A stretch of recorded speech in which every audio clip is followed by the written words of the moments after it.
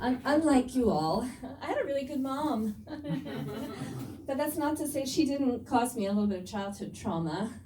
The thing that my mom did to me was she told me every day of my life, from the day I was born, that I was beautiful and smart and talented and special. And then she just sent me to public school like that. All that naked self-esteem, very unrealistic expectations of how other children would perceive me. So thanks to Mom, school might have been a little harder than it had to be. When I hit high school, I did come under the scrutiny of the mean girls. Yeah, they were very insidious. You know, they didn't just insult you. They carried out complex psyops designed to destroy their target from within. They were very good at it.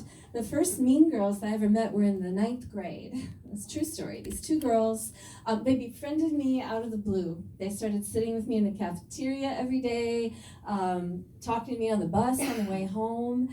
And they were even planning a party they were going to invite me to. And they were going to let me wear their clothes and use their makeup.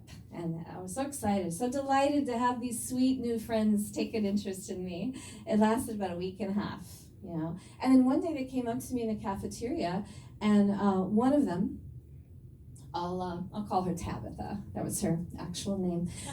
She said, "Nancy, great outfit." And I said, "Oh, thank you so much." And she said, "Did your mom pick that out for you in the children's department at Kmart?" And then they laughed hysterically and walked away and never said another nice word to me again. So, you know, terrible memory.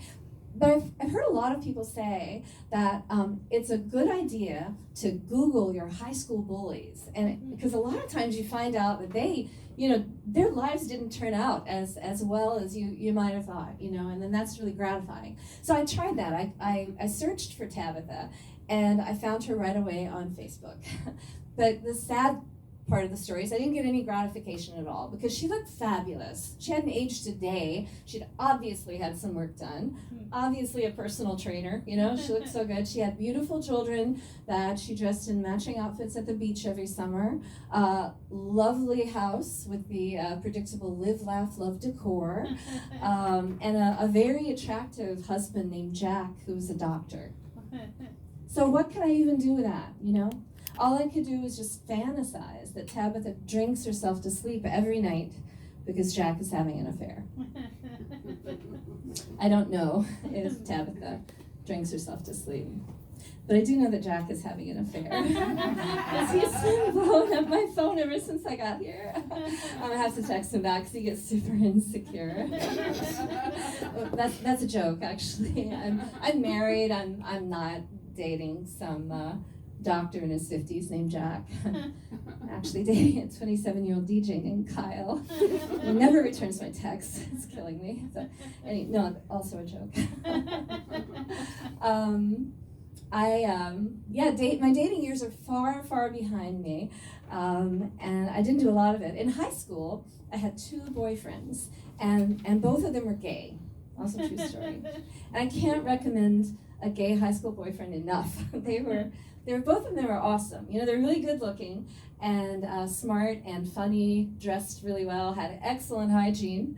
And the best part about it was both those guys, they didn't care whether I was a girl that their buddies thought was hot, you know. They cared about me for me and for my ability to talk with them for hours at a time about General Hospital plot lines. And what else did we talk? Dissect Joan Rivers comedy bits, watch Broadway musicals together on TV, and try to learn the choreo to some of the dance numbers. So we had so much in common. Happy years. And no, neither one of them ever wanted to make out with me. You know, kind of a sad story there. But we were living in a very conservative Christian place and time, saving ourselves for marriage. So essentially, my 2 gay boyfriends were perfect gentlemen. I graduated high school and went to college and began to experiment, you know, as you do. And for me, that meant dating straight boys. And I found out right away that I had a type. Not a type I was attracted to. I've already established what that was. But a type that was attracted to me. And that was boys with a marriage fantasy. I wasn't a girl who got hit up for late night booty calls or one night stands.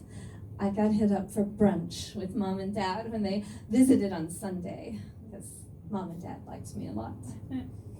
But anyway, even when I was dating, though, I don't think I was ever very good at it. I don't think I really mastered the techniques of flirting that so many other young women seem to be so good at. I recently had a friend comment, a single friend, that all she needs to do to get a man to come and talk to her is to make eye contact with him. And I thought, that sounds like magic. I don't think that's ever worked for me. I mean, except one time. There was one time I made eye contact with a guy, and he came over and talked to me. But he just wanted to talk to me for 45 minutes about his Lord and Savior, Jesus Christ. And then the sex was terrible.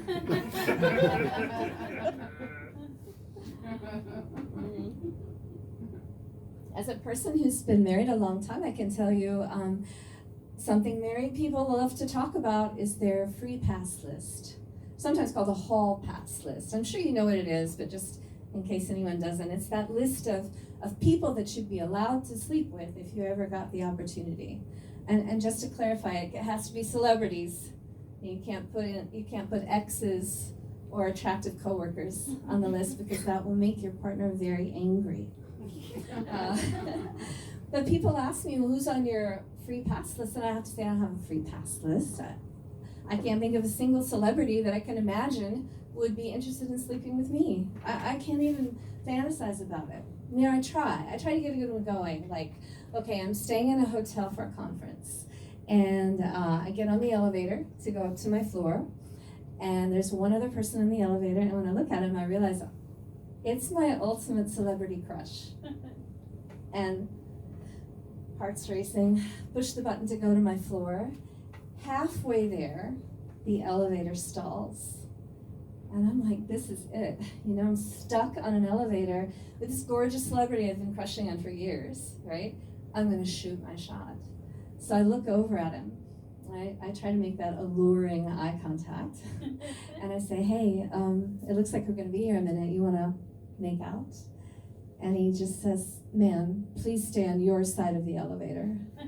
And it's just so devastating to be shot down by Danny DeVito like that, even in a fantasy scenario. I can't do it. I don't have a free pass list. I have a lot of friends who are single and dating, and they confide to me about their repeated experiences of disappointment and heartbreak. And I want to be able to commiserate, but it's just been too long, you know, since I've been out there in that world. But then it recently dawned on me, I do have one relationship in my life that's not completely dissimilar from what my single friends are experiencing. And that's my relationship with my 21-year-old son. He used to tell me everything, you know. There was a time when I knew so much about Minecraft. But nowadays, I'll be 6 or 7 paragraphs into a text before I finally get a single K in response. Or on a good day, maybe love you too. You know, I try to get him to do things with me, invite him to shows or events, and he says, I'm going to do that with my friends, a group I don't belong to. It's a very sad story. But I feel like, you know, I too have this guy in my life that I'm crazy about. And that he doesn't answer my texts. He occasionally tells me he loves me. He won't spend time with me. And there's zero chance we're ever going to have sex. So I think I relate.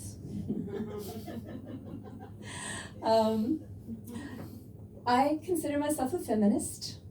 Anybody else? Ooh, yeah. Hey. Guys raise their hand. I love that. But I consider myself a feminist, but I don't hate men. I actually like men, Not all of them. I mean, hashtag not all men. But in general, I like them, and I feel for them. I sympathize with them. I think men have a hard time. Like, I notice these days that more and more men are worrying about their body image. That used to be just women's, burden. But now men are doing that too. And I just want to tell men, all bodies are beautiful. It doesn't matter. I don't care, if you're fat or skinny, you have a dad bod, just plain average. The only body type that I find even a little bit off-putting, sorry Pete, don't take this personally, but it's somebody who's like super muscular and fit, super 2% body fat, 6-pack abs. And it's just that when I look at somebody like that, all I can think is, he didn't get that body by doing one single thing that I enjoy.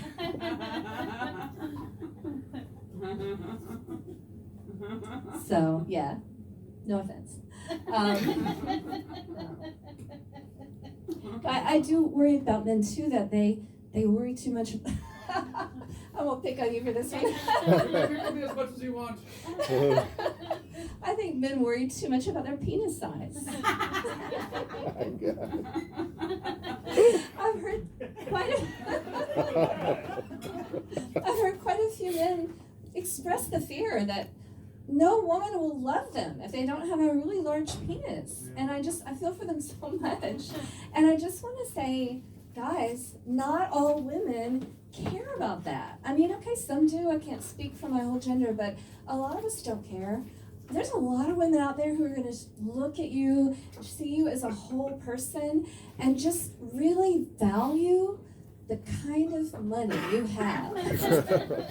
There's women who just want to see a nice thick roll of cash, a long, well-developed stock portfolio, sharply rising interest rates, always a plus, and, a nice heavy sack of balls for those golf games that you're going to play with your CEO buddies down at the country club. That's what women like. So don't worry about your penises.